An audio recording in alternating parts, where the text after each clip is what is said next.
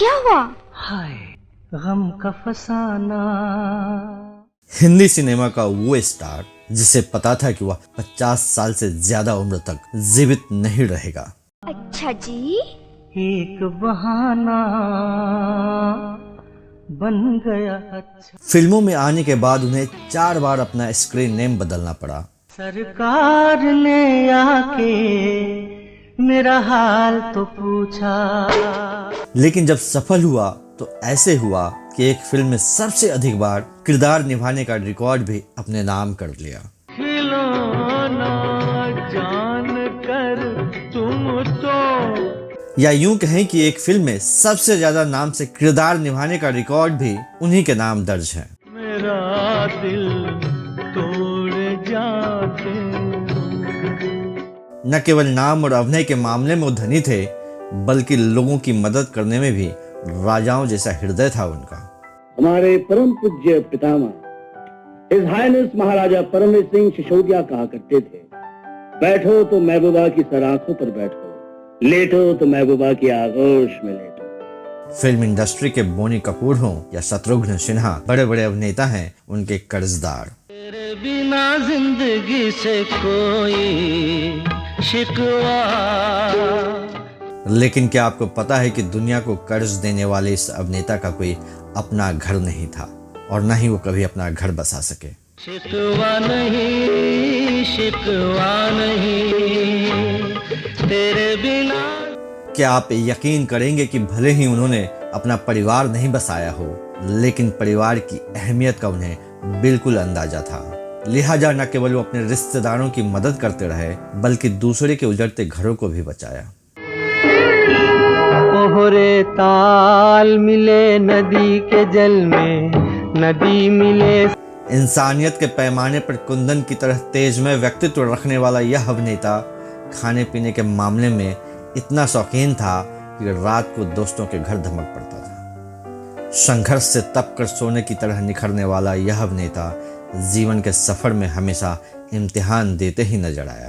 सागर में सागर मिले कौन से जल में, कोई जाने ना। बेहद कम उम्र में पिता की मौत, उसके बाद परिवार की जिम्मेदारी और फिल्मों में काम पाने का जद्दोजहद करते रहे वो, और तमाम संघर्षों के बावजूद उनके चेहरे की स्माइल हमेशा बनी रही। दोस्तों, कोई और नहीं बल्कि अभिनय के धुरंधर अभिनेता संजीव कुमार थे।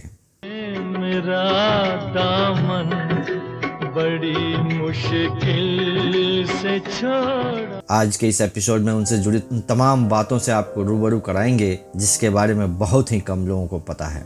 बस बने रहिए हमारे साथ। फिर आज रिश्ता जोड़ जाते। नमस्कार दोस्तों, मैं हूं आपका दोस्त विकास सिंह और आप देख रहे हैं फ्लैशबैक मोमेंट्स। सपने जितने हल्के फुल्के होते हैं ना, उनकी लाश उतनी ही भारी होती है। पीने दो सारा, यादों के अंबार 4-6 प्यालों में नहीं डूब पाएंगे। हिंदी फिल्मों में काम करने की तलाश में हरिहर जेठालाल जरीवाला को पहला मौका 1960 में आई फिल्म हम हिंदुस्तानी में मिला था। इस फिल्म में हरिहर जेठालाल जरीवाला का रोल महज 2 सेकंड के क्लोजअप वाला था। इसके बाद उन्होंने निर्माता निर्देशकों के स्टूडियोज में चक्कर लगाने शुरू किए। इसी दौरान थिएटर के अपने दोस्त के साथ बातचीत करते हुए हरिहर जेठालाल ने कहा कि उन्हें अपना स्क्रीन नेम तलाशना होगा। उन्होंने अपने दोस्त से कहा कि नाम तो स से ही रखूंगा, क्योंकि मेरी माँ का नाम शांताबेन जरीवाला है जो स से शुरू होता है। और उस वक्त दिलीप कुमार और अशोक कुमार की कामयाबी का असर देखते हुए उन्होंने टाइटल में कुमार रखना तय किया और इस तरह नाम तय किया गया संजय कुमार। इनकी दूसरी हिंदी फिल्म आओ प्यार करें जो 1964 में रिलीज हुई थी, इसमें उनका क्रेडिट रोल में नाम संजय कुमार लिखा गया। इस फिल्म के बाद निर्देशक कमाल अमरोही ने उन्हें शंकर हुसैन फिल्म के लिए अनुबंधित किया और उनसे कहा कि उनका संजय कुमार नाम बहुत इम्प्रेसिव नहीं है, और कमाल अमरोही ने उनका स्क्रीन नेम गौतम राजवंश रखा था। हालांकि पाकीजा फिल्म के काम में कमाल इतने डूब गए कि उन्होंने यह फिल्म कुछ शॉट्स के बाद पूरी ही नहीं की। इस लिहाज से देखें तो गौतम राजवंश नाम भी जचा नहीं। इस बीच 1964 में दोस्ती फिल्म सुपरहिट हो गई और संजय खान इस फिल्म से स्थापित हो गए। ऐसे में संजय खान के होते हुए संजय कुमार नाम से फिल्म करना फायदेमंद नहीं होगा, यह सोचकर हरिहर जेठालाल ने फिर अपने दोस्तों के साथ सोच विचार कर नाम रखा संजीव कुमार। संजीव कुमार के नाम से वो पहली बार 1965 में आई फिल्म निशान में नजर आए, जो एक तरह की स्टंट फिल्म थी। शुरुआती दिनों में ऐसी फिल्में करने से उनको फायदा कम और नुकसान ज्यादा हुआ। संजीव कुमार में वैसे तो किसी फिल्म स्टार वाले नखरे नहीं थे, लेकिन वो अमूमन शूटिंग पे देर से पहुंचते थे। इसकी वजह यह थी कि वह सुबह तक शराब पीते रहते थे। बावजूद उनकी लेट लतीफी के डायरेक्टर और साथी कलाकार बहुत नाराज नहीं होते थे, क्योंकि संजीव कुमार अपने शॉट्स केवल एक ही टेक में करने के लिए जाने जाते थे और पूरी फिल्म इंडस्ट्री को पता था कि दूसरे कलाकार जिस काम को 8 घंटे में करते हैं, संजीव कुमार महज 4 घंटे में कर लेंगे। इसके अलावा उनका ह्यूमर सेंस इतना जबरदस्त था कि साथी कलाकार उनकी बातों पर हंसे बिना नहीं रह पाते थे। लिहाजा सेट पर उनके पहुंचने से पहले जो तनाव पसरा होता था, संजीव कुमार के पहुंचते ही छू मंतर हो जाता था। आसान है, लेकिन जिसके दिल पर बीतती है ना, वही जानता है। आज 10 बरस से मैं वो जिंदगी बसर कर रहा हूँ जो जिंदगी मेरी नहीं है। तमाम बाधाओं के बावजूद संजीव कुमार को फिल्में मिल रही थीं और वो लगातार शानदार अभिनय से लोगों का मनोरंजन कर रहे थे। लेकिन फिल्म शोले के ठाकुर बलदेव सिंह से उन्होंने बच्चों से लेकर बड़ों तक में अपनी पहचान बना ली। ठाकुर न झुक सकता है न टूट सकता है, ठाकुर सिर्फ मर सकता है काशीराम। संजीव कुमार ने कभी किसी रोल के लिए इनकार नहीं किया। जवानी में भी बुजुर्ग का किरदार निभाते रहे। संजीव कुमार की जिंदगी उनके फिल्मों में निभाए ज्यादातर किरदारों की तरह उथल पुथल ही रही। न तो कभी अपना घर खरीद पाए और न ही घर बसा पाए। ऐसा नहीं था कि घर खरीदने के लिए उनके पास पैसे नहीं थे या शादी करने के लिए कोई लड़की नहीं थी, लेकिन वजह कुछ और ही थी। सपने में मिली बड़ी प्यारी सी सूरत थी, भला सा नाम कहीं वो मिल जाए, अपना भी इस साल शादी का इरादा। संजीव कुमार भले ही अपना परिवार नहीं बसा पाए हों, लेकिन परिवार की अहमियत का उन्हें बिल्कुल अंदाजा था। लिहाजा न केवल अपने परिवार के लोगों की मदद करते रहे, बल्कि दूसरों के उजड़ते घरों को भी बचाया। हनीफ जावेरी और सुमन बत्रा की किताब में यह बताया गया है कि जब अमिताभ बच्चन और जया बच्चन के बीच में आपसी संबंधों में तनाव बढ़ा, तो संजीव कुमार ने सुलह कराने में अहम भूमिका निभाई थी और जया बच्चन उन्हें अपना भाई मानती थी। वैसे ही शत्रुघ्न सिन्हा का जब अपनी पत्नी पूनम सिन्हा से तनाव काफी बढ़ गया था, तब उसे सुलझाने में संजीव कुमार का अहम योगदान था, जिसका जिक्र शत्रुघ्न सिन्हा भी करते हैं। यही वजह है कि शत्रुघ्न सिन्हा उनके आजीवन सबसे बेहतर दोस्त बने रहे और संजीव कुमार का निधन हुआ तो उनके पार्थिव शरीर के निकट शत्रुघ्न सिन्हा 48 घंटे तक बैठे रहे। संजीव कुमार की बहन के अमेरिका से आने के बाद ही उनका अंतिम संस्कार हुआ था। हाल ही में पेंगुइन प्रकाशन से गुलजार के संस्मरणों पर आधारित एक पुस्तक आई है। इसमें एक चैप्टर संजीव कुमार पर भी है। गुलजार ने भी संजीव कुमार को एक स्टार के बदले अपने दोस्त के तौर पर याद किया है। गुलजार और संजीव कुमार की आपस में बहुत पटती थी। परिचय फिल्म से शुरू हुई इन दोनों की जोड़ी ने मौसम, आंधी और नमकीन जैसी बेहतरीन फिल्में दी। गुलजार ने भी लिखा है कि संजीव कुमार की मौत के बाद शत्रुघ्न सिन्हा 48 घंटे तक वहीं भाव शून्य बैठे रहे थे। गुलजार ने यह भी कहा कि संजीव कुमार की मौत की वजह से ही उनका मन फिल्म बनाने से उचट गया था। यार तेरी यारी हमें जान से है प्यारी है। जैसा कि हम सबको पता है कि शत्रुघ्न सिन्हा ने फिल्मी दुनिया में नाम, पैसा और शोहरत सब कमाया, लेकिन आपको बता दें कि एक वक्त ऐसा भी आया जब उन्हें पैसों की जरूरत थी और इस दौरान उन्होंने अपने घर बेचने के बारे में भी सोचा था। अपनी बायोग्राफी एनीथिंग बट खामोश में शत्रुघ्न ने उस वक्त को याद किया है। शत्रुघ्न सिन्हा की लाइफ में एक वक्त ऐसा आया था जब पैसों की तंगी के चलते फ्लैट बेचने की नौबत आ गई थी। तब संजीव कुमार ने पैसे उधार दिए थे और शत्रु पूरे पैसे आज तक नहीं चुका पाए। उन्होंने बताया है कि जब सब कुछ बिखरने लगा था, उस वक्त संजीव कुमार ने उनकी मदद की थी। शत्रुघ्न सिन्हा ने बायोग्राफी में बताया है कि 80 के दशक में उन्हें 10 लाख रुपए की जरूरत थी वह अपना फ्लैट बेचने वाले थे, लेकिन उनकी पत्नी पूनम सिन्हा ने ऐसा नहीं करने दिया। शत्रुघ्न सिन्हा ने सुहास घई से पैसे तो मांगे थे, पर उन्होंने उस वक्त मदद नहीं की। शत्रुघ्न ने बताया कि उन्होंने कहा था तुम्हें मुझे ब्याज देना होगा। किताब में उन्होंने याद किया है कि कैसे संजीव कुमार ने बाद में उनकी मदद की थी। शत्रु बताते हैं, मेरे फ्रेंड, फिलोसफर और गाइड संजीव कुमार, जो कि इस दुनिया में नहीं हैं, मुझे परेशान देखा और पूछा कि क्या ज़रूरत है।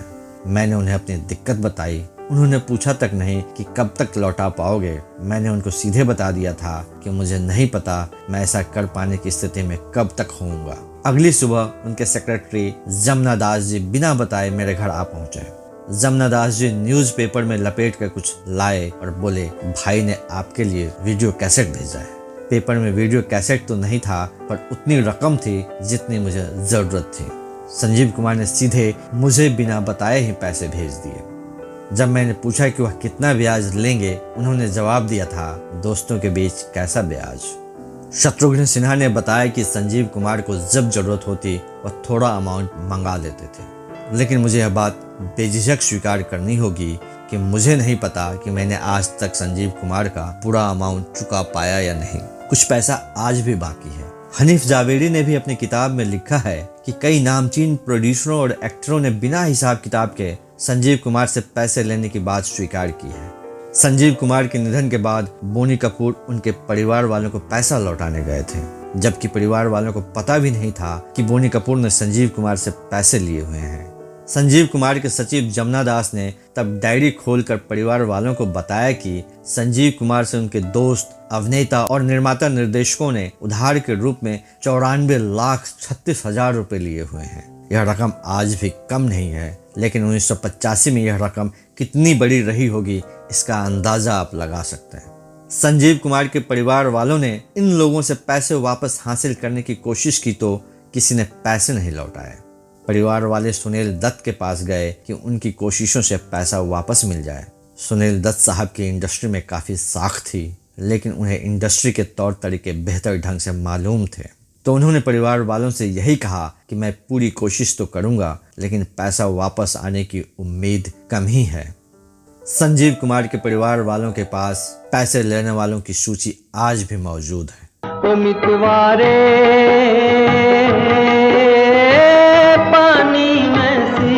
संजीव कुमार अपने पहनावे को लेकर बहुत सहज रहा करते थे और मांसाहारी खाने के लिए वो किसी भी साथी कलाकार के घर रात में जा धमकते थे। जैसे प्यासी हर आत्मा, बूंद छुपी किस बादल। गुलजार ने संजीव कुमार पर अपने संस्मरण की पहली पंक्ति में भी उन्हें नॉनवेज खाने का मुरीद बताया है, जो हर वक्त बाहर खाने के लिए तैयार होता था। कोई जाने ना ओहरे ताल मिले नदी के जल में। खबरों की माने तो संजीव कुमार को हेमा मालिनी से मोहब्बत थी। हेमा मालिनी के प्यार में पागल थे संजीव। उन्होंने हेमा के घर शादी का प्रस्ताव भी भिजवाया था, लेकिन हेमा ने उनका प्रस्ताव ठुकरा दिया था क्योंकि वह धर्मेंद्र को चाहती थी। कहाँ पढ़ा लिखा है तुमने? जहाँ प्यार चोरी चोरी नहीं किया जाता। तो वहाँ बहुत प्यार किया होगा तुमने। जरूर करता है, अगर वहाँ भी कोई ऐसी लड़की मिल जाती है। हवा के साथ साथ, घटा के संग संग, ओ साथी चल। वहीं सुलक्षणा पंडित संजीव कुमार से बेइंतहा प्यार करती थी, लेकिन संजीव के दिलो दिमाग पर तो हेमा मालिनी छाई हुई थी। उन्होंने सुलक्षणा के प्रेम प्रस्ताव को ठुकरा दिया था। सुलक्षणा ने संजीव कुमार को बहुत मनाया था कि वो शादी उससे कर लें। कोई मिल जाए अपना भी शादी का इरादा। मन चाहे लड़की कहीं कोई मिल जाए, लेकिन ऐसा हो न सका और अचानक संजीव कुमार की मौत हो गई। ताल मिले नदी के जल में, नदी मिले सागर में। संजीव कुमार की मौत के बाद 10 फिल्में रिलीज हुई थी। इनमें से अधिकांश फिल्मों की शूटिंग बाकी रह गई थी। कहानी में फेर बदल कर इन्हें प्रदर्शित किया गया। सागर मिले कौन से जल में, कोई जाने ना। 1993 में उनकी अंतिम फिल्म प्रोफेसर की पड़ोसन प्रदर्शित हुई। इसके अलावा 1986 में कातिल, हाथों की लकीरें, बात बन जाए, कांच की दीवार, love and God, Rahi release हुई। फिर 1988 में फिल्म दो वक्त की रोटी, इसके बाद ऊंच नीच 1989 में आई और इस तरह से संजीव कुमार के मौत के बाद भी उनकी फिल्में रिलीज होती रहीं। बॉक्स ऑफिस पर धमाल मचाती फिल्में रही हों या फिर खूबसूरत माशूकाओं का साथ रहा हो, संजीव कुमार का जलवा किसी सुपरस्टार से कम नहीं था। कहाँ आ पाऊंगी मैं दिन में? ये जो चांद है ना, इसे रात में देखना, ये दिन में नहीं निकलता। ये तो रोज निकलता होगा। हाँ, लेकिन बीच में अमावस आ जाती है। स्टारडम और पीने पिलाने की शगल के चलते हमेशा वो लोगों से घिरे रहते थे, लेकिन जीवन के आखिरी महीनों में संजीव कुमार बेहद तन्हाई में रहे और अपनी बीमारी से अकेले जूझते रहे। यह भी कहा जा सकता है कि जीवन के सफर में भी बतौर कलाकार संजीव कुमार हमेशा इम्तिहान देते ही नजर आए।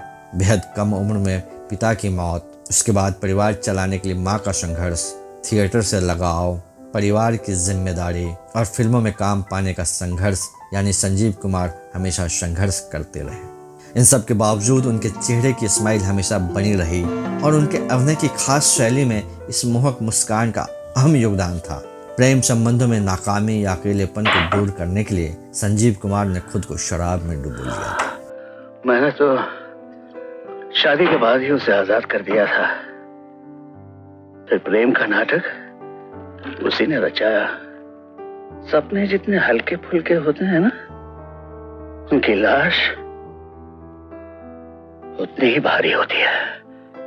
पीने दो तारा, यादों के अंबार 4-6 प्यालों में नहीं डूब पाएंगे। करियर के चमकते दौर में महज 37 साल की उम्र में उन्हें पहली बार हार्ट अटैक आया था, लेकिन उन्होंने अपनी जीवन शैली में कोई बदलाव नहीं किया। इसका खामियाजा उन्हें भुगतना पड़ा और जल्दी ही उन्हें दूसरा अटैक भी आया। इसके बाद संजीव कुमार ने अमेरिका जाकर अपनी ओपन हार्ट सर्जरी भी कराई। वे जब अमेरिका से लौटे तो उनके पूरी तरह ठीक हो जाने की उम्मीद थी, लेकिन फंसे हुए प्रोजेक्ट को पूरा करने की उनके खुद के जिद ने उन्हें आराम का मौका नहीं दिया। 6 नवंबर 1985 को संजीव कुमार के निधन पर उनके दोस्त और साथी कलाकार दिनेश हिंगू ने कहा था, अगर उसने शादी की होती तो वह ज्यादा दिन तक जीवित रहता। वह आराम करना नहीं जानता था। बाईपास सर्जरी के बाद भी उसने लगातार काम जारी रखा। फिल्म निर्माता उनके मौत के जिम्मेदार हैं। तमाम तरह के किरदार निभाते हुए इस दुनिया को असमय छोड़कर चले जाने वाला उस संजीदा इंसान को नमन करते हुए आज के इस एपिसोड को मैं यहीं समाप्त करता हूँ। आपको ये एपिसोड कैसा लगा लिखिएगा ज़रूर।